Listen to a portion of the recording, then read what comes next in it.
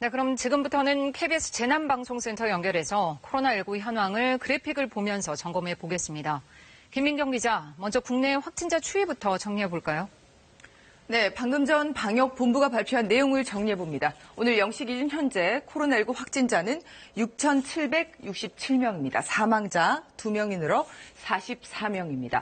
최근에 격리 해제되는 환자 수가 계속 두 자릿수로 늘고 있는데요. 실제로 최근 격리된 환자의 추이를 보면 늘어나는 추세가 뚜렷하게 보입니다. 오늘도 10명이 늘어서 현재 118명으로 집계됩니다.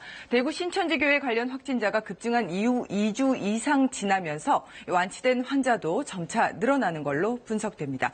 전국 지도로 확진자 현황을 살펴보겠습니다. 대부분 지역에서 확진자가 발생을 했지만 여전히 대구 경북 지역으로 두드러지는 모습입니다. 이를 전체 비율로 따져봤을 때 대구 지역이 전체의 75% 정도고요. 경북 지역이 15% 정도니까 대구 경북 지역을 합쳐서 전체의 90% 정도입니다. 그 외에 다른 지역을 모두 합치면 10% 정도 600여 명 가량이고요. 서울 경기 지역은 합쳐서 전체의 4% 정도입니다.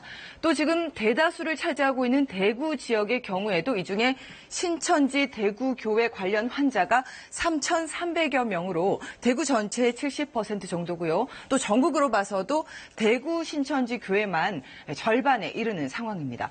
충남 지역의 경우도 현재까지 파악된 천안 운동시설 관련 확진자 88명으로 충남 지역 환자의 대다수를 차지하고 있고요. 부산 지역은 전체 확진자가 96명인데 온천교회가 33명이니까 부산 전체의 3분의 1가량입니다. 이처럼 지금 집단 감염이 대다수를 차지하고 있는 양상입니다. 또 최근에는 지역적으로 산발적인 집단 감염 사례 급증하고 있어서 예의주시하고 있습니다. 네, 집단 감염 사례가 늘고 있는 상황인데 특히 그럼 어느 지역에서 이런 특성을 보이고 있나요?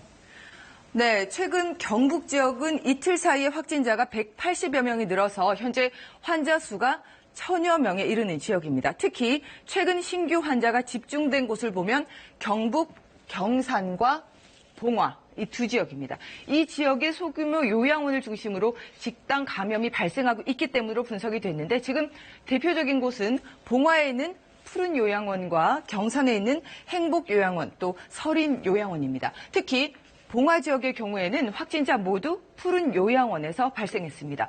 이 요양원 같은 경우에는 고령의 기저질환이 많은 장기 요양 환자가 집단 거주하는 곳인 만큼 인명피해 우려가 커서 예의주시하고 있습니다. 경북 지역의 총 확진자로 봤을 때는 일단 대구 인접 지역에서 확진자 수가 높게 나타나는 양상입니다. 경산 지역은 지금 400여 명으로 경북 전체의 40%가 넘는 확진자가 집중이 됐고요. 이 지역은 대구와 청도에 이어서 감염병 특별관리 지역으로 지정이 됐습니다. 이렇게 고령 인구가 많은 지역에 확진자가 집중되고 있는 만큼 특별한 주의가 필요해 보입니다.